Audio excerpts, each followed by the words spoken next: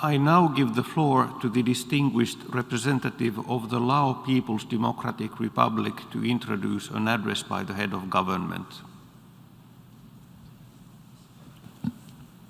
Mr. President, it is my distinct honor to introduce a pre-recorded statement by His Excellency Phankham Viphawan, Prime Minister of the Lao People's Democratic Republic.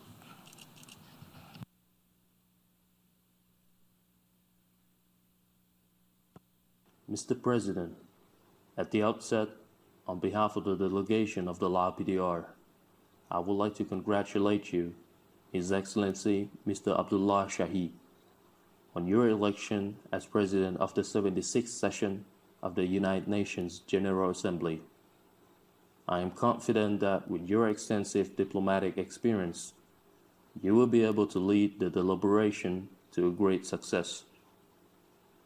Taking this opportunity, I would also like to commend His Excellency Mr. Wolfgang Boskier for his successful presidency of the 75th session of the UNGA. Mr. President, it has been almost 2 years now that we have learned about and lived with the COVID-19 pandemic, which has claimed more than 4.5 million lives around the world and posed unprecedented pressure on our healthcare system, disrupted the global economic chain, made more people poor, hindered physical interaction between people, and created disorder and mutual mistrust. Although this kind of situation had occurred before in human history, but what we are encountering now is considered the most severe crisis and remains unpredictable for how long we will eventually overcome it. Nonetheless, the last 2 years have given us many lessons learned. The key lesson we have drawn from is to uphold a genuine cooperation among all in local and international community. This unity, prejudice, and mutual antagonism will not only make us succumb to COVID-19, but it could further bring about catastrophe for humanity. Lessons from the pandemic have taught us that where there is unity, mutual cooperation, and support, there the success on containing COVID-19 prevails. Mr. President, I am delighted to observe that during the span of COVID-19 pandemic, the international community has attached great attention and has been determined to combat and contain COVID-19 pandemic. This issue has become an international agenda at all fora, be it at bilateral or multilateral levels, where preventive measures and solutions are discussed and agreed upon. This has given us encouragement and impetus to triumph over the COVID-19 pandemic in the near future. The global commitment toward enhanced cooperation has clearly been translated into practical actions, such as information and lessons learned sharing, and execution of various preventive measures, including provision of medical supports, vaccines, and medicines, as well as adoption of mitigation measures to address the social and economic impacts from the outbreak of COVID-19.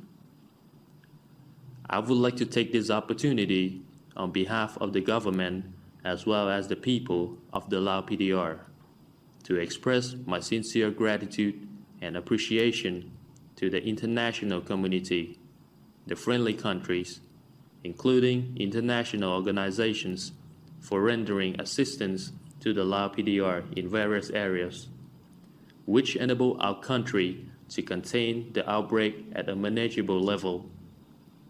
This is a reflection of effective concrete assistance and genuine cooperation of the international community, and I hope that the Lao PDR will continue to receive further support in the future. Mr. President, although the fight against COVID-19 pandemic in many countries has gained a positive momentum, however, if we do not continue our enhanced cooperation and mutual assistance, be it at the political or technical levels, we would hardly overcome this crisis. Against this backdrop, I would like to urge the international community, particularly the countries with advanced medical science, and all scientists worldwide to make concerted efforts in combating COVID-19, especially in research and development of vaccines, medicines, including cooperation on COVID-19 origin tracing. We should avoid blame game and politicization of COVID-19 issue that may lead to political discourse. We are enthusiastic to see all medical scientists around the world coming to work closely together in finding ways to protect people's lives without discrimination. On another note, throughout the past 2 years, COVID-19 has destroyed global economic chain, forcing every country in the world into economic recession and stagnation. It has created direct impacts on socio-economic development of every country, especially developing and least developed countries, including the Lao PDR. The progress made prior to COVID-19 in the implementation of international commitments, namely the Sustainable Development Goals, and others, have been undermined. Moreover, the ability and capacity of these countries to recover from this impact has been minimal. In this regard, I would like to call on the international community, particularly the developed countries, to give importance to and pay attention on enhancing assistance to the developing and least developed countries in order to enable them to overcome the impacts from COVID-19. Mr. President, as mentioned above, Lao PDR, like many other countries, has been affected by the COVID-19 pandemic. The national economic growth, as well as progress made in the implementation of the National Socio-Economic Development Plan, have significantly been undermined despite the efforts made by the Lao government, such as adopting the short and long-term measures, which include the integration of SDGs into the 5-year National Socio-Economic Development Plan, as well as the Development Strategy 2025 and the Vision 2030. Furthermore, there has been an effort to implement the Istanbul Program of Action with an ambition to lift the country out of the least developed country status in the near future. Although Lao PDR successfully met all the 3 criteria for graduation from LDC status in the second review in February 2021, we still have concerns over the impacts of COVID-19 that may impair Lao PDR's competence to remain on track in all the 3 established criteria. Under these difficult and challenging circumstances, nevertheless, Lao government has continued its effort to implement its 9th 5-year National Socio-Economic Development Plan from 2021 to 2025 that was recently adopted by the National Assembly, while the issue of addressing the economic and financial constraints and the fight against drug was made a national agenda, calling for all walks of life nationwide to effectively implement this national priority. Taking this opportunity, I would like to request the international community to consider their continued support and assistance to the government and people of the Lao PDR so as to make our goal as well as our national agenda a reality. Mr. President, in the regional cooperation context, Lao PDR has actively participated and contributed with great responsibility under the framework of ASEAN, especially in the maintenance and promotion of peace and stability in the region, to create an environment conducive for the development cooperation of ASEAN member states. In addition, ASEAN has attached the importance on the cooperation for the prevention and response to COVID-19, as well as post-COVID-19 economic recovery, aimed at building ASEAN a community with strong foundation for the future by adhering to the principle as stipulated in the ASEAN Charter in the wake of ever-increasing international integration and interdependence. At the same time, Lao PDR is committed to reducing the development disparity and promoting the intra-ASEAN and inter-regional connectivity, putting all efforts in utilizing potentials within the region together with the external ones in the implementation of the Fourth Initiative for ASEAN Integration and the Master Plan for ASEAN Connectivity 2025, with a purpose to create an opportunity to promote infrastructure development, poverty reduction, and sustainable development in the region. On this note, the Lao PDR continues its economic infrastructure development in order to efficiently facilitate the regional and sub-regional integration through various cooperation frameworks.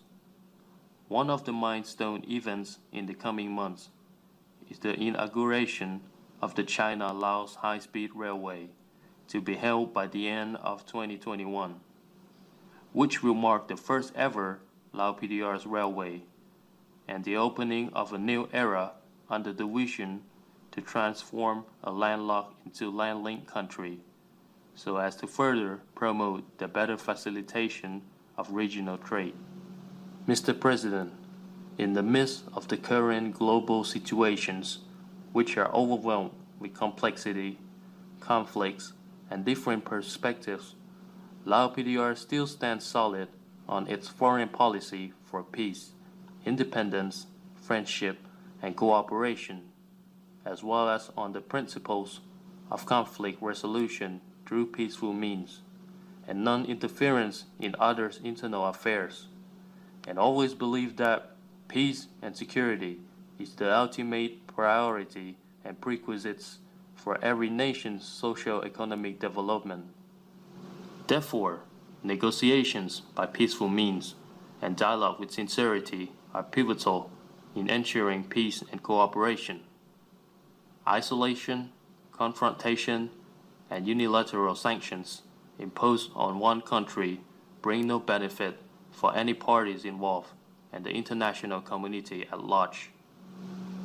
In our continued support, along with the world community, we urge the lifting economic embargo on the Republic of Cuba, aimed at enabling the country to contain the outbreak of COVID-19 and sustain self-development, to be able to carry out economic, trade, and investment cooperation with other countries without any restriction in order to bring about tangible benefits for the people in this country and in the region. The prolonged Israeli and Palestinian conflict over many decades has resulted in great loss of lives and properties for the Palestinians and Israeli, of which it should have been solved by peaceful means. The Lao PDR once again calls for the relevant parties to resume dialogues and mutual trust building for solving the issue, aimed at accomplishing the establishment of two sovereign states of Palestine and Israel, peacefully coexisting under the relevant UN resolution. Mr. President, Lao PDR has attached the importance of addressing climate change by integrating the commitment under the Paris Agreement into its National Socio-Economic Development Plan and the National Green Growth Strategy. From 2000 to 2020, the greenhouse gas emission by Lao PDR has been lowered by 34% in comparison with the baseline emission. Furthermore, the government has presented a nationally determined contribution on climate change to the United Nations, in which it targets to reduce 60% of the greenhouse gas emission by 2030. This is another remarkable step of the Lao PDR in contribution to tackling climate change issue and upholding its commitment under the Paris Agreement. In this regard, Lao PDR sincerely urged all countries around the world to reinforce their efforts to realize the Paris Agreement commitment in order to prevent and minimize the occurrence of severe natural disasters and devastating impacts on our planet. Mr. President, I have a firm confidence that the upholding of multilateralism, conflict resolution through peaceful means, and development cooperation under the UN Charter remain true and relevant mechanisms for us to address and battle against the global crisis we are facing, aimed at meeting humanity's common aspiration for a future that all people live in peace and prosperity. The Lao PDR will continue to actively contribute to promoting the cooperation under the United Nations auspices. In this spirit, I would like to reiterate our candidature for membership of the ECOSOC for the term 2023 to 2025. This has clearly demonstrated our utmost determination and readiness to make full and active contribution in the noble task of United Nations. We, therefore, look forward to the support of our candidature from all the UN member states and hope for the opportunity to actively contribute to the work of the Council. Thank you.